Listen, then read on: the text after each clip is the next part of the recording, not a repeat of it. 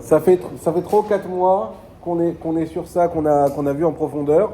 Et on va voir la satisfaction de pouvoir revenir dessus et de pouvoir, Bezrat Hashem, revoir ça à la halachot pour les retenir surtout. Et pour avoir à la fois une approche qui a été sur le texte, qui a été en profondeur, mais aussi qui permet de retenir les choses. Gabriel, tu peux t'asseoir, tu peux prendre place comme tu veux. Enlève une chaise, assieds-toi bien. Voilà, comme ça t'es à l'aise. Il y a à manger, il y a à boire si tu veux prendre un café, voilà. Alors, dîner de Netilat Yadayim, on parle depuis maintenant 3 ou 4 mois de Netilat Yadayim, quelque chose qu'on pense qu'on connaît, qu'on fait machinalement un petit peu tous les jours. Et ceux qui étaient là, Binyamin, Yosef, David aussi Ben Sakoun, pourront vous témoigner à quel point on a appris des nouvelles choses sur ce geste qu'on fait de manière automatique tous les jours. Et on a appris beaucoup de halachot, Alan, beaucoup de halachot sur ça aussi. Et donc on va essayer de revoir ça rapidement. Mais comme il faut. Alors, on reprend juste Shulchan Aruch. Keshiavo lechol pat, shemechin alav amotzi. Lorsque vient à nous l'envie de manger du pain sur lequel on doit faire amotzi. Itol yadav, le principe est qu'on doit se laver les mains. Ça, tout le monde le sait à peu près. Afilou eno yodeh shum tuma, même si on sait qu'aujourd'hui il n'y a pas vraiment d'impureté sur les mains. Alors on ne va pas refaire dans les mots, mais Mshamra nous avait expliqué qu'en réalité, à la base, qui devait faire Netilat Yadayim d'après la Torah? Que les Kohanim. Les Kohanim, et que avant de manger la Trouma. Avant de manger du pain qui était fait avec du blé de Trouma, c'est-à-dire qui avait été prélevé des champs des Béné Israël pour les Kohanim, et donc c'était du blé qui était sain. Avant de manger ce pain-là, il fallait faire Netilat Yadayim. Sauf que, il se trouve que comme personne ne faisait Netilat Yadayim, c'était pas rentré dans les mœurs, et les Kohanim peut-être n'étaient pas très rigoureux sur cette loi. Et donc les Chachamim, ils ont décidé d'imposer ça à tout le clan d'Israël. Juste pour les Kohanim. Vous voyez, des fois, il y a, vous connaissez, un pour tous et tous pour un. Des fois, c'est tous pour un. Des fois, on va imposer une loi à tout le peuple, juste pour une petite partie du peuple que sont les Kohanim, parce que les Chachamim, ils ont évalué que c'était quelque chose qui était trop important, même si c'était que pour les Kohanim à la base, et que ça valait le coup d'imposer ça à tout le monde. À part ça, évidemment que c'est une mesure qui est positive, puisque c'est une mesure déjà d'hygiène et de santé, de se laver les mains avant de manger, et c'est une mesure également qui permettait à chacun d'avoir les mains pures pour le repas, même si ce n'était pas obligatoire d'après la Torah, pour ceux qui ne sont pas des Kohanim, malgré tout, c'est quelque chose d'important et de bien. Donc les Chachamim ont décidé, on impose cette halakha, dès qu'il y a un pain sur lequel on doit faire motzi, l'obligation pour tout le monde de faire netila, même si les mains ne sont pas forcément impures, et même si Mishamora il écrit, si les mains ne sont pas sales. On pourrait dire, bon, mes mains elles sont propres, j'ai rien de spécial, je me suis lavé les mains ce matin, entre-temps j'ai fait ma prière, voilà, maintenant j'ai mangé du pain après la prière, mes mains elles sont restées propres. Malgré tout, on te demande de faire un Netilat Yadayim et d'avoir les mains de nouveau propres et pures pour manger. Alors, on verra. Vivarer al Netilat Yadayim. Et donc, premièrement, il faut se laver les mains. Et deuxièmement, il faut faire une bracha. Donc, nous, on a l'impression, on mélange des fois les choses. On mélange le fait de se laver les mains avec la bracha. Ce sont deux choses différentes. Et on va voir qu'il y a des fois, il y a l'un sans l'autre. Donc, il faut et se laver les mains. Et les Chachamim, ils ont ajouté une nouvelle bracha qui n'existait pas. Al Netilat Yadayim. Sur cette mitzvah qu'ils ont inventée, créée, à partir de celle des Kohanim, bien sûr, mais qu'ils ont donné, qu'ils ont étendu au tout clan d'Israël, ils ont dit, en plus, il faudra faire une bracha. Pour l'instant, on va dire qu'il n'y a pas grand-chose de nouveau. Aval les pâtes, shen mevechin alav amotzi. Alors, par contre, s'il y a un pain sur lequel on ne doit pas faire amotzi, par exemple, kegon, lachmaniot, comme par exemple les petits pains sucrés, dakot, des petites larmanotes, ou pat abba bechisnin, ou un pain qui est un pain qu'on prend pour le goûter. Puis rouge pat asuya im sukaro, ou shkedim vegozim, un pain qui est fait avec du sucre, avec des noix, avec des amandes. Veoeno kovea seudato aleem. Et c'est un pain sur lequel on fixe pas une seuda. On ramène pas, alors peut-être en Israël on le fait, mais en principe, quand on passe à table, on ne va pas vous ramener des croissants pour accompagner vos salades. on amène un bon pain salé comme il faut normal. Ça, c'est un pain sur lequel on fixe la Séouda. Et bien, ces pains-là, effectivement, faire un là. Mais si c'est pas un pain comme ça, si c'est un pain maisonnote, c'est-à-dire un gâteau, un beignet, tous ces pains-là, en fait, un pain sucré, tout ça, en sarir netilat yadayim. Il n'y a pas besoin de faire une netilat yadayim. Donc les chachamim, comme à leur habitude, souvent on dit les chachamim, les rabbins, ils rajoutent trop de lois, etc. Non, ils savent doser.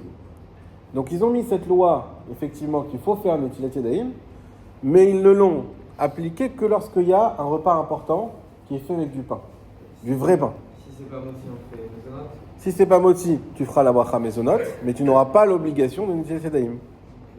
Donc avant, par exemple, on fait une séouda le Shabbat matin avec des petits pains au saumon, au thon, etc., qui sont des pains maisonnotes.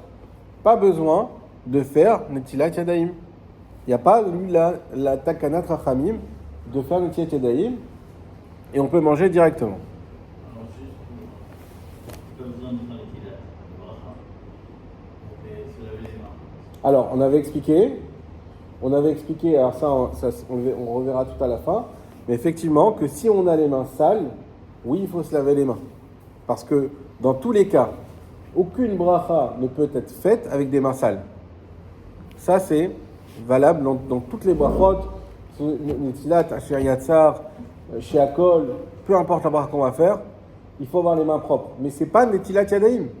C'est pas avec un keli, c'est pas qu'il faut mettre vide d'eau, il n'y a pas de bracha, il n'y a pas tout ça, il y a pas tout, c'est pas ça qu'on appelle Netilat Yadayim. Donc, avoir les mains propres de manière hygiénique, ça c'est toujours important pour faire une bracha, d'avoir les mains propres. On ne peut pas avoir les mains sales et faire une bracha. Mais par contre, Netilat Yadayim, proprement dit, comme on va l'expliquer, avec toutes les conditions qu'il faut, c'est uniquement sur un pain moti. Ça va? Ça c'est clair? Très bien. Maintenant, est-ce que... un sans gluten, ça veut dire qu'il y a quoi? Il n'y a pas de blé? Donc c'est pas du pain. Ah, d'accord, le blé, Voilà. Un pain au maïs, c'est pour ça que tu peux le manger à Pessah. À Pessah, tu verras, tu as la possibilité de manger, il y a les pâtes sans gluten cachées à Pessah, il y a les petits pains avec lesquels ils font des... Tu vas chez pas Burger King, mais voilà, les trucs des restaurants, ils te font des hamburgers de fou. C'est des pains sans gluten, effectivement. Mais c'est pas du pain. Ça n'a pas une définition de pain. Donc tu fais pas. Donc non seulement tu fais pas une sieste, tu fais même pas moti, exactement. Dessus tu fais chiakol. Tu fais chiakol, c'est du... En fait, c'est juste que ça ressemble à du pain, mais c'est pas du pain. Voilà. Et attends, s'il n'y a pas une masse minimum, enfin maximum qu'à un moment je dois faire moti. Alors, est-ce qu'il y a un minimum? Si par exemple, je sors de la boulangerie de Chilat, j'achète une bonne baguette qui vient de sortir du four, et j'ai envie de manger, hop, le petit crouton comme ça, comme à l'époque de... Alors, est-ce qu'on doit faire netila ou pas? Quand tu dis il faut que ça soit kazaït. On va voir. Yesh Miché Omer. C'est la deuxième halakha, c'est la suite. Quoi? Ah, le mésonote. Alors, qu'est-ce qu'on a dit, Chazak? Est-ce que le mésonote, on n'est jamais obligé de faire netila si on mange du mésonote? C'est vrai que je n'ai pas précisé. On a dit Ve'eno kovea seudato aleem. On a dit lorsqu'on ne fixe pas une seuda. Si quelqu'un, par exemple, voilà, par exemple, une pizza. Une pizza, c'est le cas le plus classique. En plus, c'est le cas que je préfère. Donc, manger des pizzas. Mais alors, pas forcément. Exactement. Nous, à Dizengoff, on fait des pizzas maisonnotes. Alors, je peux vous dire que ça a été pas facile. Parce qu'on a eu les rabbinim, ils sont venus à 3 le jour de l'ouverture. On a fait plusieurs pâtes, plusieurs tests, ils ont goûté, etc. Jusqu'à nous dire, c'est bon, ça c'est maisonnote. On voulait maisonnote. Pourquoi on voulait maisonnote? 2 raisons. Première raison, c'est une raison, on va dire, spirituelle. C'est qu'il y a beaucoup de gens que si tu leur dis que c'est à moti, ils s'en foutent, ils mangent sans faire un moti. Donc il vaut mieux faire maisonnote. Ils disent, maisonnote, parce que quand tu sais que tu fais un moti, il faut faire netilat, comme on va maintenant l'étudier, et birkat Amazon à la fin. Et les gens, ça les saoule un peu, donc ils disent, laisse tomber, je vais ni faire birkat, ni netilat, ni amoti, ni rien du tout, et je mange comme ça. Par contre, si tu leur dis, c'est juste maisonnote, à la limite, à la mairie, à la fin, c'est un petit texte. Il y en a pas mal qui disent, bon, allez, maisonnote, je peux faire une bracha de une ligne, je suis capable quand même. Et ils font quand même maisonnote. Et donc, l'expérience a montré que quand tu as une pizza maisonnote, ça pousse plus les gens à faire comme il faut. Donc ça, c'était la première raison. Deuxième raison, une raison commerciale, c'est parce qu'il y a les autres personnes religieuses qui, elles, se disent « Ah, c'est moti, laisse tomber, je vais prendre une pizza ailleurs. » Parce qu'eux, ils vont faire effectivement, s'il faut, ils vont faire moti, mais comme ça les saoule également, ils préfèrent aller chercher une pizza maisonnée. Donc on a fait les efforts. Mais normalement, la logique, malgré derrière tout ça, quand tu fais avec ton kili, tu fais le bracha, c'est pour un repas, en vérité. Oui. Donc voilà, donc en vérité, qu'elle soit maisonnette ou pas, ta pizza, ça reste un repas. Normalement, la logique, même la philosophie du. Alors ça, c'est la chita Chabad. Ils disent exactement ça. Tu vois, il ne reste plus qu'à laisser pousser la barbe et acheter un chapeau. La chita Chabad, c'est de dire non, c'est pas une question de. On va voir, je vais vous expliquer là quelques détails. C'est pas ces détails-là qui comptent, c'est la philosophie. La philosophie, eh ben, c'est de faire un repas. Donc maintenant, toi, tu décides de faire un repas de croissant ou un repas de pizza.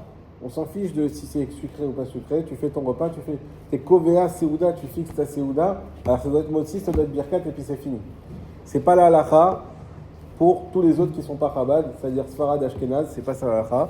La halakha, elle est comment? Et dire que malgré tout, quand tu prends quelque chose qui est sucré, tu peux pas dire que c'est un vrai repas. C'est-à-dire que la halakha, c'est qu'un vrai repas, c'est sur un vrai pain. Il y a le vrai pain salé ou le pain de campagne, ça c'est du pain. Tu prends un pain on dirait un petit pain du matin avec du sucre dedans. Là, d'après la halakha, ça s'appelle pas une seouda. Ça s'appelle que tu as été rapide, tu as voulu faire, t'as pas eu le temps de manger une vraie seouda, tu as fait une petite seouda avec un pain sucré. Et, ouais. Il y a le problème des chalotes, ça dépend. Quand tu vas par exemple chez Shilat, il y a les chalotes metukot et les chalotes normales. Tu as les chalotes sucrées et les chalotes normales. Regardez dans les pains en Israël, il y a écrit quand c'est des pains sucrés, et vous goûtez, vous sentez vraiment. La fois je me suis trompé. Vous savez quand vous vous trompez entre le beurre sucré et le beurre salé, on sent la différence. Pareil, on voulu faire des hamburgers, j'ai acheté des pains qui étaient des petits pains et j'ai vu qu'il y a écrit matok. J'ai dit bon, c'est pas grave, c'est un pain hamburger. Bah, c'était dégueulasse parce que il était tellement sucré qu'avec l'hamburger ça allait vraiment pas. Et c'est un pain sucré, c'est un pain sucré. C'est mésonote, bien sûr. C'est mésonote.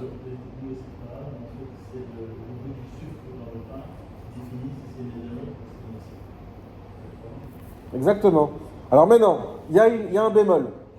Il y a un bémol. Voilà, c'est ce qu'il a dit Gabriel.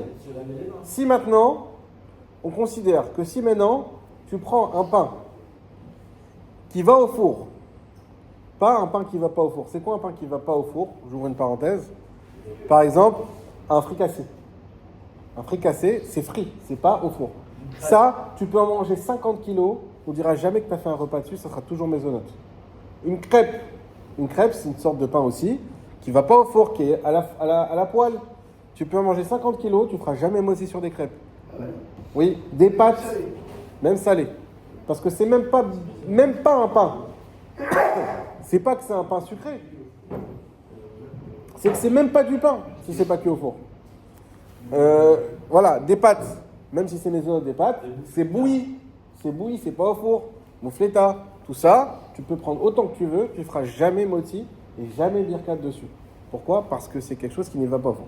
Maintenant, on revient à l'hypothèse de base, un pain qui va au four, mais qui est sucré. Comme on a dit, si j'en prends un petit peu, c'est un goûter, c'est pas un repas. Mais si j'en mange vraiment une quantité importante, c'est quoi une quantité importante? C'est 230 grammes. Bon, il y a des marloquettes, mais en gros, c'est 230 grammes. Donc, si je prends 230 grammes de pain maisonnote, et donc c'est le cas, nous, par exemple, la pizza, les gens nous appellent plusieurs fois, c'est moti ou c'est maisonnote? Systématique. La réponse, si vous mangez plus que 3/4 de la pizza, la pâte est maisonnote. Si vous mangez plus de 3/4, ça reste maisonnote. Si vous mangez moins de 3/4, ça reste maisonnote. Plus de 3/4, c'est moti. Pourquoi? Parce que on essaye de mettre 260 grammes de pâte par parton. Il y a le nom d'Hachem dans la pizza. 260 grammes. Et 3/4, c'est moins de 230. Plus de 3/4, on dépasse les 230. Et donc là, il faut faire moti. Et donc, c'est la raison pour laquelle, effectivement, ce que tu dis, on le retrouve dans la halakha de manière technique. Tu dis, oui, mais moi, je vais faire mon repas sur une bonne pizza, je vais bien manger. C'est vrai, à partir du moment où tu manges effectivement cette quantité de 230 grammes. D'accord? Et sinon, donc si la pâte de la pizza, elle est sucrée et que tu manges moins que ça, alors tu n'as ni besoin de faire netilat, ni besoin de faire moti, ni besoin de faire birkat, juste faire maisonnote et c'est tout. Et à la à la fin. Si la pâte, elle est comme ça, mais que tu manges plus, eh ben, il faut tout faire comme si c'était motzi. Et netilat, et motzi, et birkat. Donc le cas le plus classique sur lequel tout le monde se trompe, et c'est parce que tout le monde a la flamme la vérité, c'est tout ce qui est les séoudot, soit les kidouches, soit les brit mila du matin, quand il y a une brit mila, le petit déjeuner. On mange beaucoup. C'est sûr et certain qu'on va manger, on se connaît, surtout ici que quand ça vient de Natania, on a l'impression que c'est un trésor, et donc c'est sûr qu'on va manger beaucoup. C'est sûr et certain qu'on va dépasser du 100 grammes. C'est pas grand chose du 100 grammes, c'est 3 grands pains au chocolat, c'est 5 ou 6 petites navettes, ça va très vite. Donc dès lors qu'il y a une séouda, sauf si on sait qu'on va manger juste un petit pour le kavod, mais qu'on va garder l'appétit pour la maison, chazak ou barour, il n'y a pas de problème. Mais si tu sais que tu vas te lâcher et qu'il n'y a pas de truc, fais directement netilat, et ensuite tu fais motzi, et ensuite tu manges, c'est tout. Et on voit très peu qui font ça. Pourquoi ? Parce que toujours on se dit, bon, allez, je vais manger un, bon, allez, un petit deuxième, allez, un petit troisième. À la fin, on a vu qu'on a mangé beaucoup. Quand ça se passe comme ça, alors c'est pas grave, on a fait maisonnote au début parce qu'on n'avait pas l'intention de manger beaucoup. On n'a pas fait netilat, c'est pas grave non plus, mais par contre, il faudra faire le birkat. Parce qu'on a mangé beaucoup. On a été vers Khalta et Savata. Tu as mangé, tu as été rassasié. N'oublie pas de faire le birkat à ce moment-là. Même si tu n'as pas fait motzi, même si tu n'as pas fait netilat. Et l'inverse. Celui, par exemple, il a fait netilat, et puis son père, il l'a pressé à faire la pizzeria, mais il a dit go, go, go, go, go, go. Il n'a pas fait le birkat. Eh bien, très bien. Celui qui a mangé moins, finalement, c'est pas grave non plus. Il aura fait netilat et motzi. Mais à la fin, il fera la mechia. Il ne fera pas le birkat Amazon. Puisqu'ici, il a mangé moins que la quantité qu'il fallait. Ok. Donc ça, c'était pour répondre à la question de Gabriel. Est-ce que quoi qu'il arrive, peu importe la quantité ? Non, effectivement. Même un pain qui est maisonnote, qu'on n'oublie pas, qui a été au four, pas quelque chose qui est ailleurs que le four, qui a été cuit au four, si on en mange plus que 230 grammes, alors dans ce cas-là, il faudra faire effectivement netilat, motzi et birkat Amazon. Mais quoi ? Le micro-ondes ne cuit pas. Le micro-ondes réchauffe. Donc, dans tous les cas, et de toute façon, le micro-ondes, c'est pas un four. Ça, c'est sûr. Donc voilà, mais il faut savoir que tu auras du mal à cuire quelque chose au micro-ondes, sinon ça va vraiment pas être bon.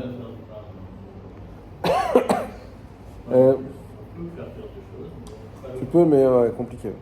Alors, à la chabet, yesh miché omer, il y en a qui disent, shim eno ochel, ela pachot mi kabetza, que s'il mange moins de kabetza, itol yadav velo yevarech, il faudra se laver les mains sans bracha.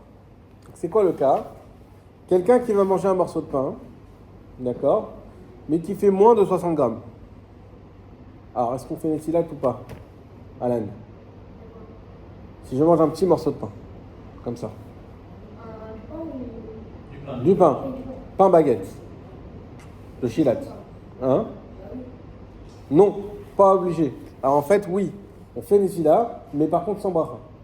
Parce que toujours quand on mange on va toujours faire netilat pour avoir longtemps. Alors si on a les mains sales, dans tous les cas, il faut laver les mains. Ça, gardez toujours en tête. Netilat, c'est pas pour la propreté. La propreté, elle doit déjà être acquise. D'accord ? Netilat, c'est pour enlever la touma. Donc la propreté, c'est sûr qu'on doit avoir les mains propres. Maintenant, une fois qu'on a les mains propres, ça suffit pas. Il faut aussi enlever la touma. Maintenant, si je mange un pain qui est moins de kabetza, moins de 60 grammes, alors là, effectivement, on doit faire netilat, mais sans bracha. Ça peut arriver souvent. Hein ? Plus avec bracha. Moins, j'ai dit, moins sans bracha. Alors ? C'est quoi ce truc-là ? De quoi je t'avais dit plus ?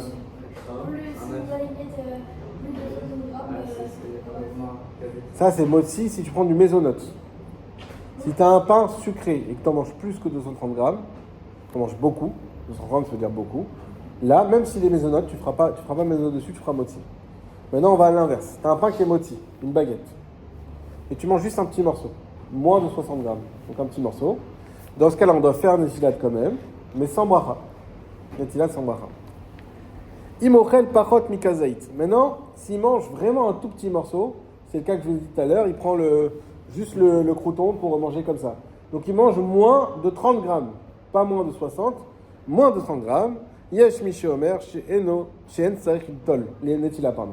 Il n'a même pas besoin de faire une netila bichlal. On n'a même pas besoin de faire une netila daim. C'est-à-dire, tu manges un petit morceau de pain, contrairement à ce que tu as dit, on peut le manger sans faire une netila. C'est un tout petit morceau. Des fois, à la table, les enfants, ils ont mangé, et il reste un petit morceau comme ça qui traîne. Là, j'ai pas envie de le jeter, ce petit morceau. J'ai une petite faim, pourquoi pas. Et je lui dis, attends, faut un étila, moti. Non, en fait, c'est un petit morceau. Pas besoin de faire un étila. Encore moins la bracha. Juste moti, bien sûr. Moti, même si on prend une miette, il faut faire moti.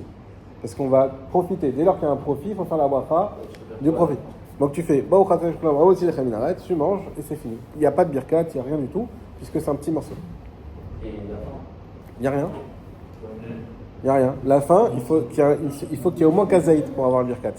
Il y a un petit oiseau entre Une cavette, c'est une grande. Kazaït, c'est 30 grammes. Kabetza, c'est 60 grammes. Et le cabeza, il y a la fin de cabeza, je fais quoi? Birkat, si tu fais kabetza. Alors, je fais un résumé des quantités. Résumé des quantités en partant du plus bas. Si je mange un petit morceau qui fait moins de 30 grammes, je ne suis pas obligé de faire un étilat et je ne fais pas de birkat Amazon. D'accord? Donc, je fais juste Amossi Lechem Minaret. Si mon morceau, il fait entre 30 et 60 grammes, dans ce cas-là, je dois faire un étilat, mais sans bracha, et je dois faire un birkat. Mais il faut savoir que c'est un birkat des rabbanan, c'est pas un birkat de raïs. C'est un birkat qui a une valeur de loi de rabbin, pas de loi de la Torah. Si je suis plus que 60 grammes, et je dois faire une tilat, et la bracha, et birkat d'Amazon, il y a cette fois-ci un birkat d'Amazon de la Torah. Ok? Ça, c'est les quantités. On continue. Imachol davar shebitulo be'echad mishiva mashkin, shesimana yad shachat dam, dainu yain vash shemen chalav tal dam, maim, vlonit nagev, afilu en yadav nogaim bimkom vamashke, tzarich netila belo bracha. Alors les fameux 7 liquides, ça, on va passer un peu plus rapidement dessus, mais effectivement il y a ce qu'on appelle les 7 liquides. Le vin, le miel de date, shemen, l'huile, le lait, la rosée, le sang, ça peut être du sang de poisson comme on a expliqué, ou maïm, ou l'eau. Ces 7 liquides-là, généralement c'est surtout khalav et maïm qui sont le plus utilisés. Lorsque je trempe quelque chose dans un des 7 liquides, il faut que je me lave les mains avant sans bracha. D'accord? Et même si je ne touche pas le liquide, on avait précisé que si le liquide il est chaud, cas classique, un café, quelqu'un il trempe son croissant dans son café, alors si on ne rentre pas les mains dans le café, ce qui n'est pas le cas en général, sauf chez les Junaises, je sais qu'ils aiment bien rentrer les mains dans le café, mais sinon pour les autres, effectivement il n'y aura pas besoin de faire un étila. Continue. Anotel yadav les perot arezé migase ruach. Quelqu'un qui est un super chassid, et lui il dit même quand je mange un fruit, je fais une netilat. Toujours avant de manger, netilat, tac, tac, tac, tac. Alors la radik c'est gasser ruach, c'est un orgueilleux, on va dire. C'est un orgueilleux. Donc il ne faut pas aussi, ça aussi c'est une notion qu'on n'a pas toujours l'habitude de voir, c'est que des fois, arrête de faire ton chassid. Ça veut dire, il y a des choses, on ne te demande pas, quand tu veux en faire trop, qu'est-ce que tu essayes de montrer? Que tu es un pieux, un saint, que même tu manges une pomme, tu fais une étila alors qu'on c'est pour du pain? Non. Si tu fais ça, c'est pas que tu es un orgueilleux. Donc il ne faut pas non plus en rajouter trop. Mais daka shantin betorat riyuv, avayim notim mishum nekiyut, shelo ayu yadav nekiyot, mutar. Le Rama nous précise bien sûr, on parle que si lui il veut montrer qu'il fait ça comme pour de la pureté, mais si c'est juste que ses mains elles sont sales et qu'il veut se laver les mains pour manger des fruits, évidemment que c'est permis et que c'est pour l'hygiène, donc il n'y a aucun problème. On continue. Ubesar sali yeshmi shenire midvarav af alpi shemohal tofeh chalav dine keperot et tachil mechitim vehem neguvim dine keperot. Pareil, ceux qui voudraient faire un barbecue et que dedans il y a de la graisse qui va sortir et ils vont dire ah c'est du liquide, il faut se laver les mains. Il n'y a pas besoin de se laver les mains, c'est comme les pérotes. Acheter et notre sarich litol yada litol afilou yado achat. Celui qui boit, d'accord, donc il va boire un verre d'eau, même si c'est vrai qu'on a dit que celui qui est en contact avec un liquide, qui trempe dans le liquide, il faut laver les mains, et celui qui boit de l'eau, il n'y a pas besoin. Il n'y a pas besoin de se laver les mains, même pas une main. Pourquoi une main? Parce qu'on boit avec une main. Même cette main-là qui va, ou même s'il boit directement d'un lac, peu importe, pas besoin de se laver les mains. Zain. Natal yadav le davar shibitulu b'mashke achaka yirotze lechol lechem yesh mi sheniri dvara she'en otain tzla olalo ve'en tzarich lomar im natal yadav shelo lechol ve'achaka nimlach ve'achal. Alors maintenant, cas très important, et ça par contre, qu'il faut prêter attention parce que ça arrive souvent. Je me lave les mains. Disons que j'étais dehors, j'ai touché des rampes, des trucs. J'arrive chez moi à la maison, je me lave les mains pour avoir les mains propres. Donc je me lave les mains. Une fois que je me suis lavé les mains, tout d'un coup il y a un petit creux qui arrive et je me dis je vais manger du pain moti. Est-ce qu'il faut refaire une tila ou pas? C'est la féminitia pour faire les mains ou Juste à laver les mains. Disons même que tu as fait une tila. Ça ne change pas tellement. Je pense que oui. T'es arrivé chez toi, tu as pris le kéli, tu dis tiens je vais me laver les mains. Mais pas avec l'intention de manger du pain. Avec l'intention de te laver les mains. Je pense qu'il faut refaire. Ah, t'as changé d'avis en 2 secondes. Non, je vais avant. Ah, ouais, d'accord. Même, en fait, le truc, c'est quoi? C'est que c'est très important l'intention dans laquelle on se lave les mains. Ça arrive aussi, on en reparlera à la fin, celui qui lave ses mains, il sort des toilettes. Il lave ses mains pour sortir des toilettes, et ensuite, il va manger. Alors, comment ça se passe? Si tu n'as pas eu l'intention de faire un netilat pour manger, la netilat que tu as fait n'est pas valable pour manger. Et aussi, j'avais une chose la dernière fois, est-ce que si je fais, par exemple, je fais vol pour boire ce verre d'eau, que je bois, après je me resserre, est-ce que je dois refaire bracha ou je dois revoir? Alors, ça, c'est une très bonne question. Ça dépend du contexte. Si, déjà, la bouteille d'eau, elle est déjà sortie, quoi qu'il arrive, tu ne refais pas. Si, par exemple, tu as fait chez toi, tu as fait chez Akol sur de l'eau. Tu as pris un bon verre d'eau. Après, tu dis, tiens, je prendrais bien un bon verre de lait. Et tu vas au frigo, tu sors la bouteille de lait. Il faut refaire chez Akol. Pourquoi? Parce que tu n'as pas eu l'intention d'acquitter la bouteille de lait. Par contre, on considère que tout ce qui est déjà devant toi, qui est visible, inconsciemment, tu as eu l'intention. Ça, c'est quand tu es chez toi.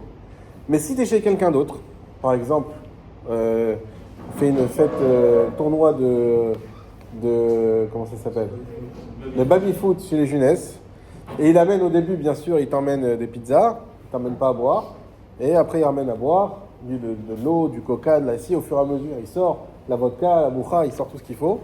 Et ben, comme tu es invité, on considère que quand tu fais la bracha, elle va acquitter tout ce qu'on va t'amener. Après, même si tu ne le vois pas. Pourquoi? Parce que tu sais que... Parce que de base, tu ne sais pas ce que va t'amener ton hôte. Peut-être qu'il va t'emmener d'autres choses. Donc quand tu fais la bracha chez Akol, ça va acquitter tous les chez Akol qui va ramener à la suite. Parce que tu es invité. Mais à la maison, c'est pas pareil. À la maison, c'est que ce qui est devant toi. Tu peux quand même pas revenir parce que je vois chez moi, toi. Attends, t'étais pas là pour savoir. Alors... Attends,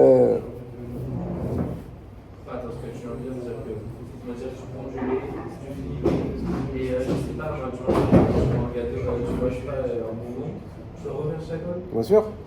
S'il était devant toi, pas besoin de refaire. Si tu avais l'intention de dire je vais manger les bonbons après, j'acquitte, pas besoin de refaire. Mais si tu n'avais pas l'intention, il n'était pas devant toi, oui, il faut refaire. Si t'as jamais l'intention, je vais refaire chaque fois. Sérieux. Non, mais par exemple, des fois, tu sais ce que tu vas manger. Et si tu sais pas, c'est un moment-là, peut-être dans les ça, tu vas refaire chaque fois.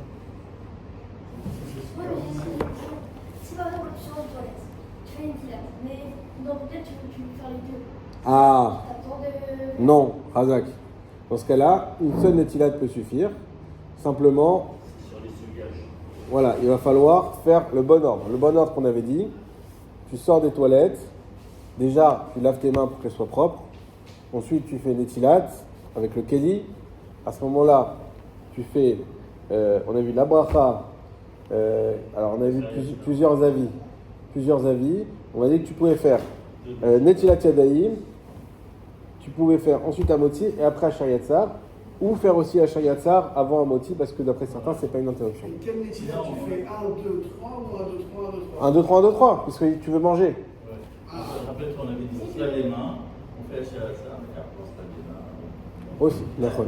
On a eu plusieurs possibilités. Et je crois que ce qu'on avait dit le plus simple, c'était de faire comme ça. Parce que, en fait, c'est un problème d'esthète. Si tu fais une défilade, tu fais Asher Yatzar, et un esthète entre défilade et aussi, c'est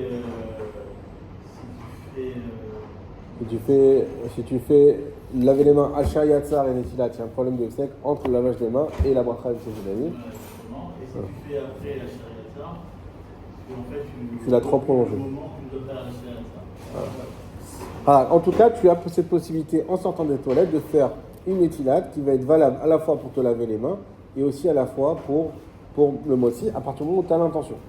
Donc là, cette halakha-là, elle est importante, puisqu'on a tous, je pense, l'habitude de se laver les mains plus ou moins quand on rentre à la maison. Et à ce moment-là, de faire attention. Si juste après on va manger, alors d'avoir déjà l'intention de base, ou sinon il faut refaire Netilat Yadayim avec bracha. On continue.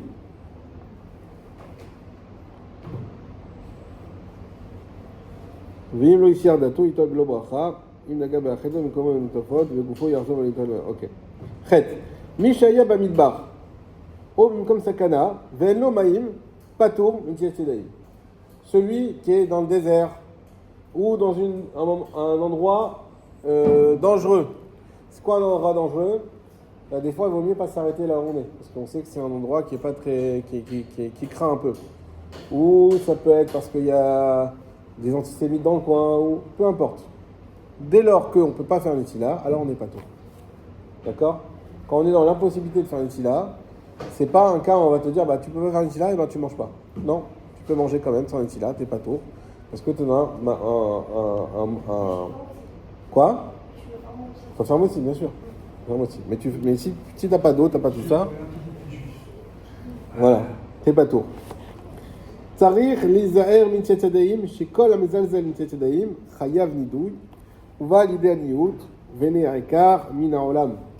Alors là, vu qu'on vient de te dire la halakha que si t'as pas la possibilité de faire une tilat, on doit dire que t'es pas tour, on vient ici temporiser. On te dit par contre, attention, c'est que quand t'as pas la possibilité, mais quand t'as la possibilité, il faut être très attentif à une tilat yadayim, parce que quand on fait pas attention à une tilat yadayim, malheureusement, ça emmène d'être mis de côté par la shrina. Donc on est délaissé par la shrina, par la présence d'Hachem. De toute façon, il n'y a pas de shrina. Si, bien sûr. Il y a une présence d'Hachem. C'était juste pour nous rappeler ce que les Non, alors, ça c'est un principe général. Quand je beaucoup, c'est juste pour nous rappeler dans ces minutes. c'est pas pour nous rappeler. C'est une mitzvah qu'on a aujourd'hui, chaque instant. Oui, mais c'était juste cette mitzvah.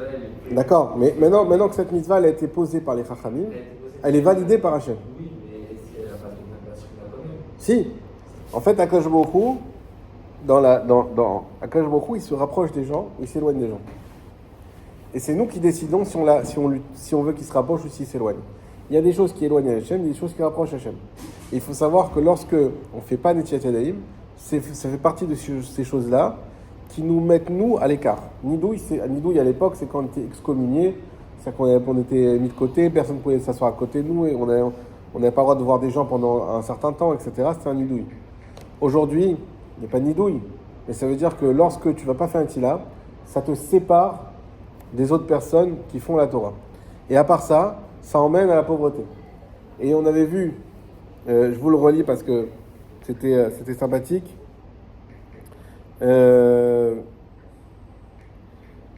c'était où que c'était écrit ça? C'est la halakha tête.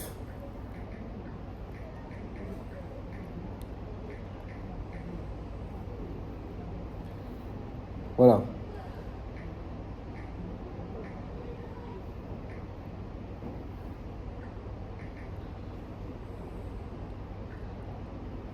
Excusez-moi un instant. רביעית, נקד מן העולם. רק שהשאיר זו חזק, פתאום מצלם, מכל מקום במפה צריך לכלל, אבל יש עדיין כל מקום, voilà. מלא חופני תשיבותה, מכל מקום החליטה תוריתה שעשו ישועה. אז לכבודו השם דבר ועשה מילה יבוא. Ah voilà. On a vu dans la maîtrette. C'est la halakha d'après. Donc en tout cas, celui qui fait pas Netila, Dieu préserve, ça peut amener à la pauvreté et ça l'enlève du monde. Ça veut dire que ça le met encore une fois, ça le met de côté. Afalpi chez Shiuram Bervit, même si c'est vrai que Netila, il faut faire avec un Revit. Et aussi Fidel Beshefa. Alors il vaut mieux se laver avec Shefa. C'est quoi Shefa? C'est opulence. Damar Afrizda, parce que Afrizda il a dit Ana Mishai Melo Chofne Maya, moi je verse sur mes mains beaucoup d'eau, Viavuli Melo Chofne Tivuta, et il m'arrive beaucoup de bonnes choses. Donc après on avait vu ça. effectivement, une des ségoulas pour avoir une bonne parnassa, une bonne bracha dans la parnassa, c'est de faire Netilat avec beaucoup d'eau. Donc c'est bien l'habitude de faire déborder le keli. Alors quand vous avez un débit d'eau qui est moyen, c'est vrai que c'est un petit peu embêtant, mais c'est pas grave. On fait déborder le keli et on fait Netilat avec beaucoup d'eau, mais pas avoir peur de se mouiller. Voilà, il faut que ça aille jusqu'au poignet, donc bien laver toute la main avec beaucoup d'eau. Et ça, c'est un signe de bracha. Vous savez que l'eau, c'est la bracha. Donc c'est un signe de bracha et ça permet d'avoir la bracha. Donc c'est une bracha accessible, on va dire. Hein. Pas besoin d'aller faire une queue de 2 heures pour aller voir Rabbi Intel. Faites Netilat avec bracha et vous allez déjà avoir une grande bracha. Question technique, quand on est 50 à faire la queue, justement, pour les tous pressés, donc toi, tu peux te laver les mains au savon également. Pour gagner un peu de temps, on peut te laver au savon et tu rinces avec le keli Oui. directement. À la base, Netilat Yadayim, si on fait 3 fois, ça aussi on le verra, la première fois, c'est pour justement se laver les mains. C'est juste une question d'hygiène la première fois. La fois d'après, c'est pour enlever la touma, et la fois d'après, pour enlever la touma qui est restée dans l'eau qui est de la fois d'avant. Donc ça veut dire que là, effectivement, il n'y a aucun problème à se rincer les mains avec Netilat Yadayim, puisque c'est fait pour ça. La première fois qu'on fait, c'est fait pour ça, justement. D'accord, parfait. Voilà. Je finis la dernière halakha pour aujourd'hui. Mevarer kodem netila. Voilà, ça c'est important. On fait la bracha. Alors, on va voir. Bon, je préfère faire ça la prochaine fois parce que c'est un peu compliqué. Je ne vais pas bâcler. Voilà. Chazak ou barour. En tout cas.